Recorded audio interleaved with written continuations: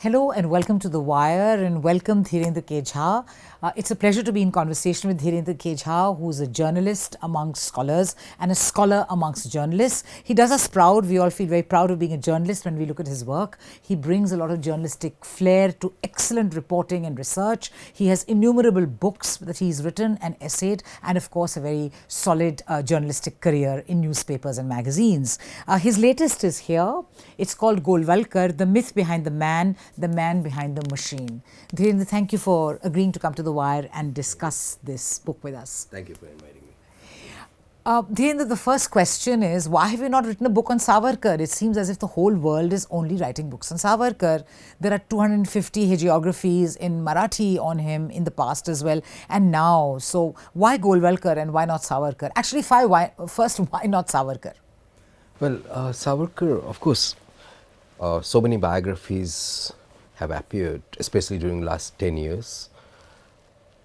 But the problem is that, the most important question related to Savarkar, that is the question of his transformation from anti-British when he was in London, or even before that, as follower of Tilak, and anti-Muslim that he becomes after he comes out of jail. Even before that, in fact, during the last years of his jail, when he, when he had already written several mercy petitions, so which becomes quite evident during the last two mercy petitions, and in his book, which he wrote while he was in jail only in 1923, Hindutva. So this question is really not being addressed by any of the biographers. I did write a piece on this very question for Caravan magazine, but then I realized that much more important than Savarkar was Golwalkar, because you see, Golwalkar, in fact, I didn't want to write Golwalkar. Why did you not want to write Golwalkar? The idea was not at all in my mind. The entire reason emerged in course of my archival journalism, which I started doing after RSS captured power through Modi and BJP in 2014. So the whole idea was, that was the time when I started visiting archives, and as I started visiting archives, I started learning new things. I wanted to pass them on to people in form of journalistic pieces. So I wanted to tell true stories about RSS, all kind of stories, because RSS has wrapped itself in a series of lies, which were created especially after the assassination of Gandhi. And but the important thing is that all the thread that I picked up for exploring in archives were leading me in the same direction, to the same man, Golwalkar. So for some time, of course, I had to withdraw from this entire process. I had to make my research Godse-centric, because Karen asked me to do a profile of Nathuram Godse. So I stumbled upon certain documents which were very important, and which were making so obvious that apart from writing a profile, I went on to write a book. But once I finished the book, it was important for me to make sense of Golwalkar in order to make sense of all that was happening around us since 2014. That is why I wrote this book, and that is why this book will tell you not just about Golwalkar, his life, his action, his thoughts, but also about RSS and also about Modi himself. No, that's an excellent introduction. We'll go into all of these things as we converse.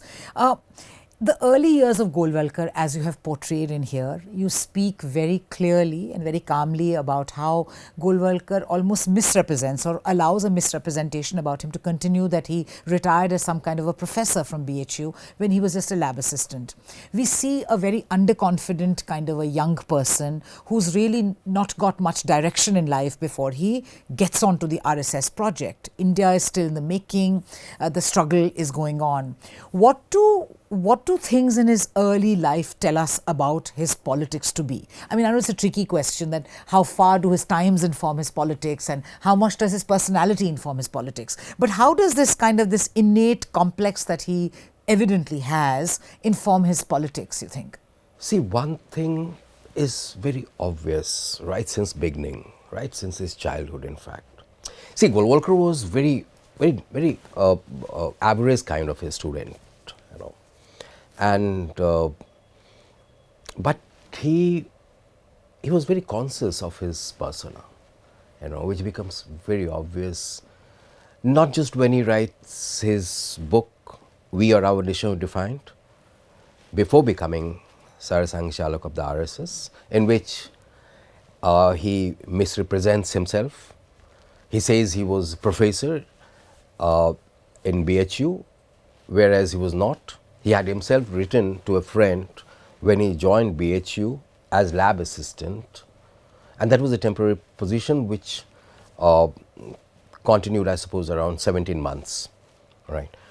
So he had this penchant for glorification of his personality.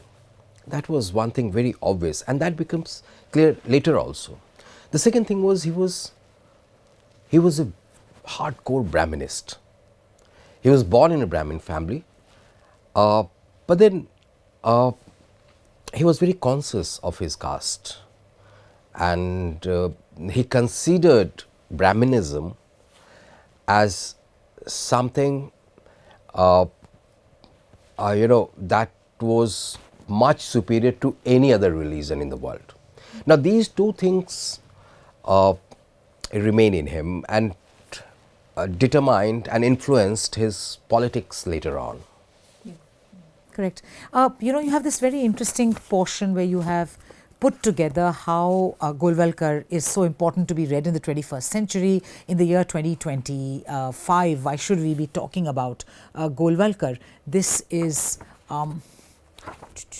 yes, you talk about how he is regarded by Atal Bihari Vajpayee, the first Prime Minister of the BJP, and Narendra Modi, the second Prime Minister, and who's been Prime Minister, he's in his 11th year as Prime Minister, taking inspiration from Golwalkar, and they write about it. So could you tell us a little bit, I cannot seem to find the pages that I'd set aside, about, no, here it is, I found it. What Vajpayee, the first RSS man to become Prime Minister, described his earliest meeting with Golwalkar. In 1940, there was a strong spiritual overtone to it. Shri Guruji, and you quote, had come to Gwalior station, Vajpayee recalled later. I was also among those who reached there to welcome him.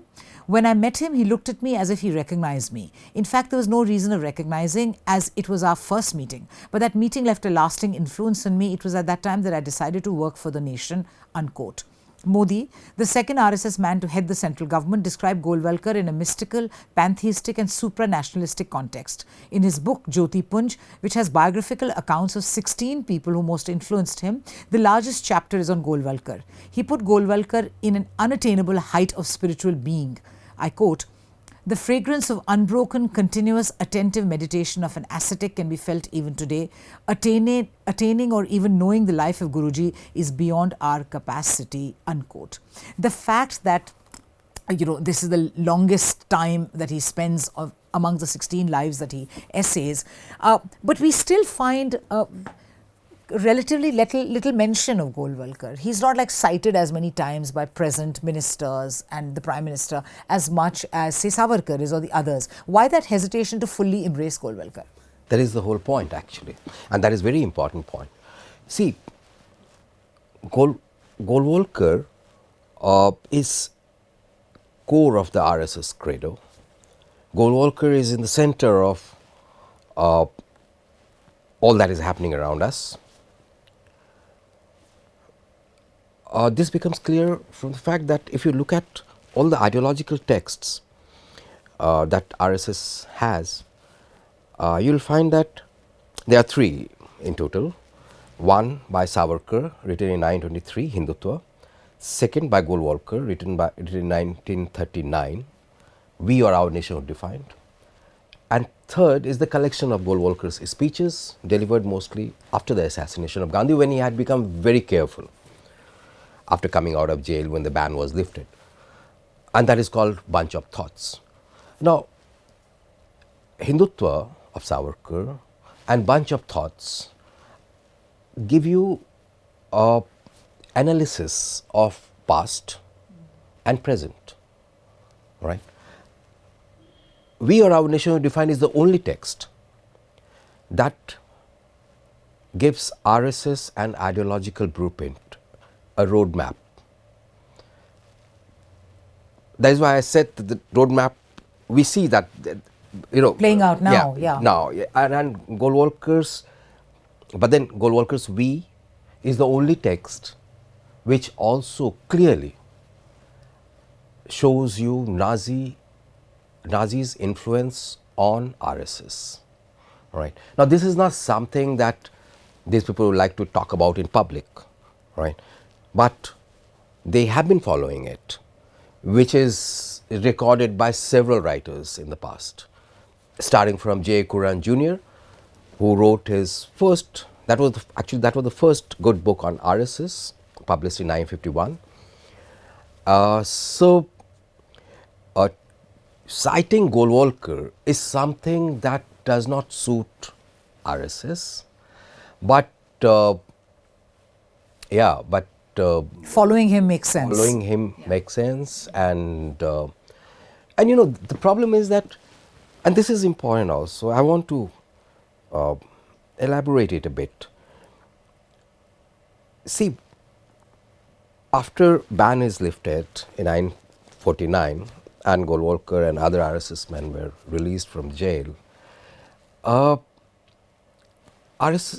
was operating in a very constrained manner.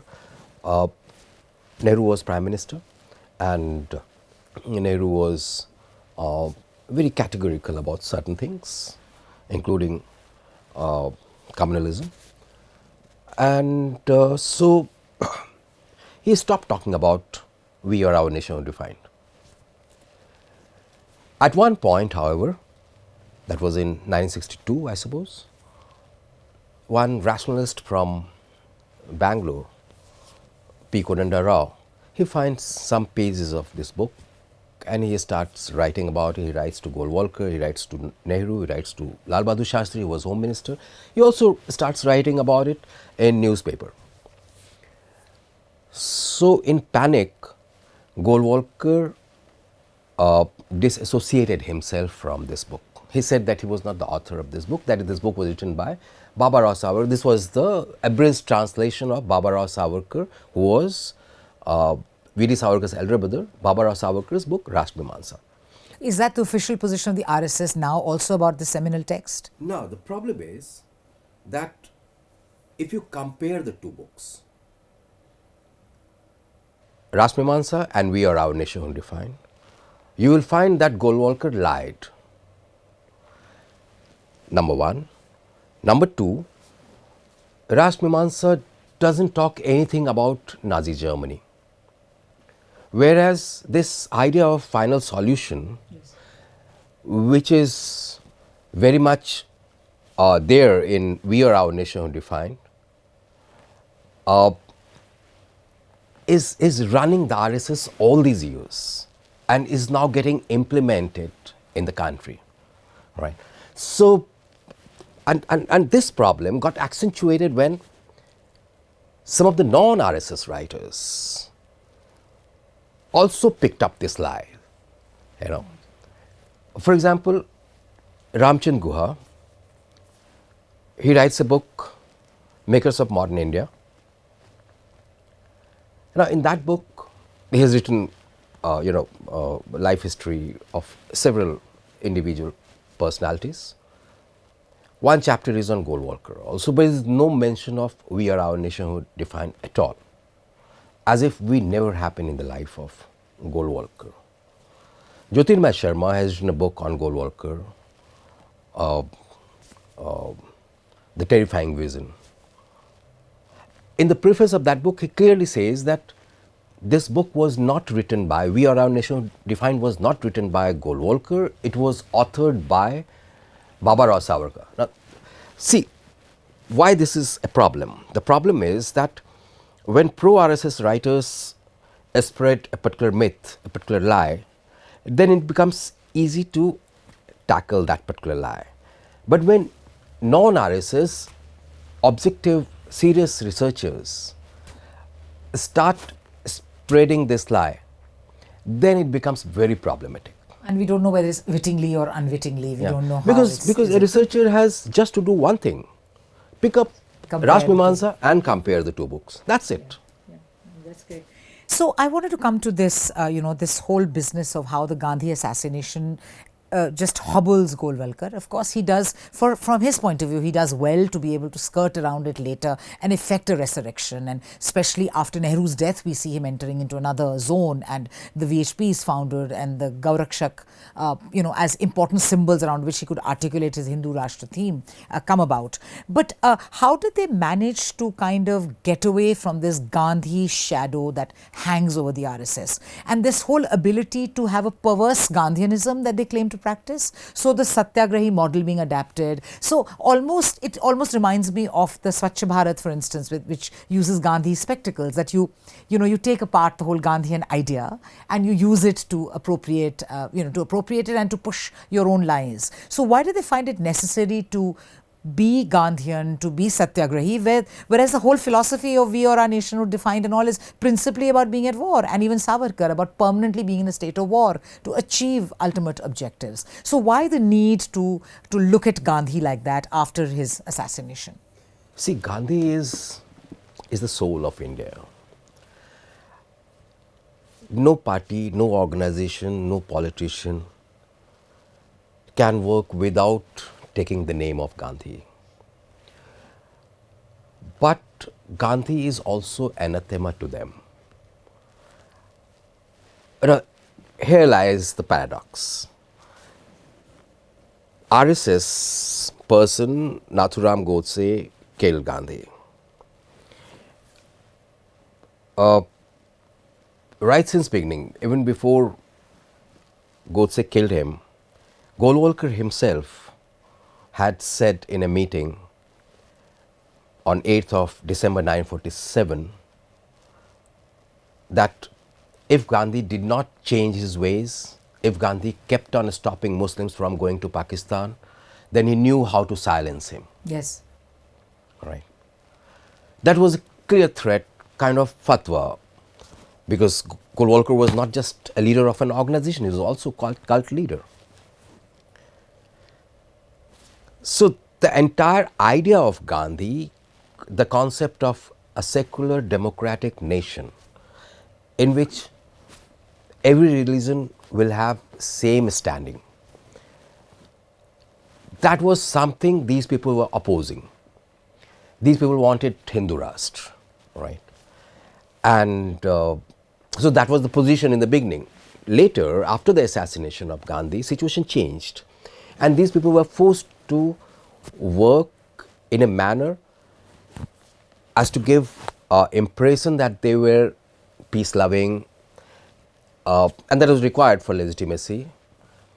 And they were also secular. They loved Gandhi, right?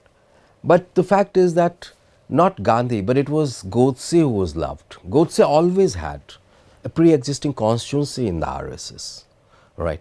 Now, in 2014, when BJP got absolute majority in parliament, we see that everything started to become very clear, in fact. And as hatred started spreading, Godse started getting mainstream, and Godse's ideas now became very important. You see a lot of activities everywhere, attack on Muslims, a discourse, massive discourse to treat Muslims as the other. The state itself, instead of taking action against these people, is busy to create a climate of impunity for them. It is taking Hindu majoritarian actions also. Now, this is one part of it. The second part is that while they take the name of Gandhi, there has been a concerted attack on Gandhism everywhere in the country, right? So, no matter what they do with Gandhi or his, his symbols, the fact is that they are always on the side of Godse, not on the side of Gandhi.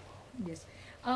This entire book also has a lot on the context of the partition and the riots that were there. And you suggest with your research and citations that a lot of it was not spontaneous. You could just see how there was organization behind the spontaneity. So do you want to talk a little bit about what the evidence tells us about riots and organizations such as the RSS?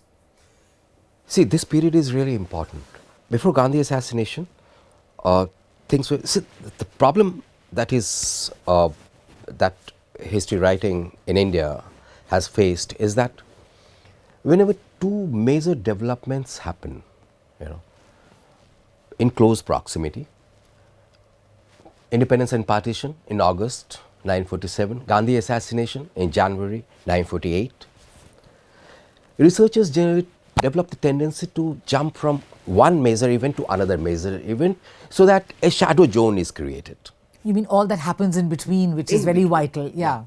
And that 5.5 months are so important. Shadow zone, that's such a wonderful phrase. Yeah. So, but if you go to archives, if you don't base your understanding on whatever is written without doing enough research on those months, on those weeks, those days, the archival records would tell you a lot of stories. It will tell you how Golwalkar had developed a different kind of politics for himself and his organization. For example, a diary which was seized after Gandhi assassination from Nagpur headquarters of RSS says that it tells you a lot of things about Golwalkar's politics, and Golwalkar believed, and that is what in that diary Devras is discussing with the important members, senior members of the RSS, and Devras is telling them that Guruji, when Guruji says that he is not interested in politics, then what it means is he is not interested in, election-based politics. That's important. That's a very important point. Yeah. So, what is important is to spread the organization, so that at one point of time, the moment Guruji gives a call, the organization would seize the power. Now, that is the kind of politics that Guruji believed in, right? Now, with that politics in mind, we see that during this period, starting from pre-partition days, pre-independence days, and accentuating after partition, RSS and of course under the leadership of Guruji is trying to surround Delhi. Delhi becomes epicenter, right? And areas around Delhi, for example, Alwar, Western UP, other princely estates around Delhi, all these areas started burning. RSS presence is very much there, and after independence, in fact, we see a certain move to close in. Nehru was aware of this, and that is why Nehru was very restless. He was feeling helpless also, because Patel was not looking at these things in a manner that Nehru could see, and that was despite the fact that the intelligence department reports were supporting Nehru's position, right? And Patel was home minister. So he knew all that he was knew going all on. these They were things. reporting to him. Yeah. So that is why Nehru was feeling very helpless, and Nehru could see the hands of RSS in so many riots, in so many disturbances which were happening around Delhi.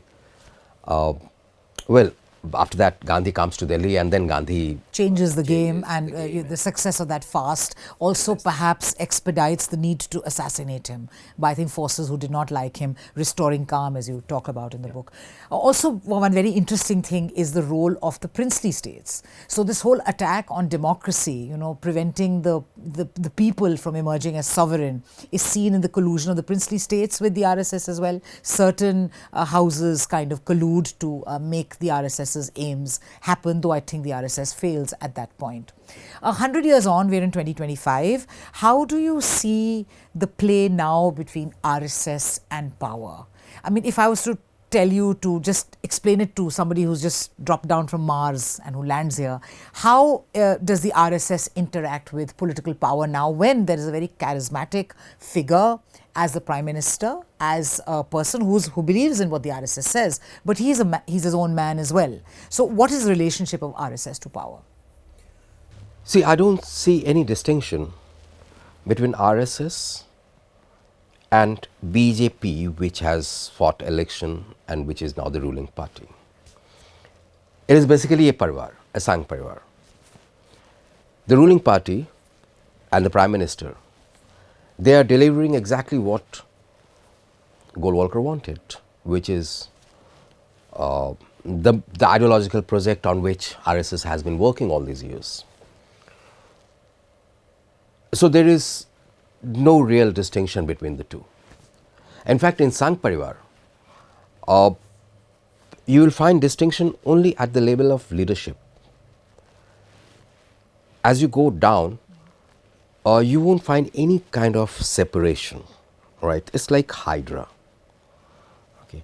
So, some differences may appear at the top level, at the level of leadership, maybe between Bhagwat and Modi, right? But these are the differences between two individuals. The organizations are same, working for the same objective, working hand in hand. So you find it quite like a synced affair. There's no real friction or problem. So just before we conclude, Dhirendra, how easy was it to publish the book? You need not name publishers, but I believe that it was not a very easy exercise to have this book here today available and published. So tell us a little bit about that, whatever you may feel free to share. Yeah, in fact, there is no reason why I should hide it. See, this book was to be published by Penguin. And they had signed a contract on the basis of a proposal which had outlined each and everything that is there in the book. Once I submitted the manuscript, Penguin wanted me to remove all the references of we are now our Nationhood Defined, as well as Nazis, etc. Right. So what was the basis of the publisher asking you to do this? Just they brought out one legal report, and that report is based on a very fictitious kind of fictitious version of we or our Nationhood Defined, which is floating around on the internet, and on the basis of that version, they wanted me to remove all the references based on the original text of we or our Nationhood Defined, the one which was published by Bharat publication, right? So, and which I obtained after going through all the libraries, right? So, so obviously it was not acceptable to me. I took it out, and then I talked to Simon and Sister. Simon and Sister agreed to publish it, and so yeah. So we finally have the book. So thank you so much for writing about it, for going into all those important shadow zones, and for actually bringing the whole times alive, and which should actually be not a manual for how to run India, but a big warning about how to not allow things in a plural country to go down that way. Thank you for writing this, and thank you for being with us this morning. Thank you. Thank you.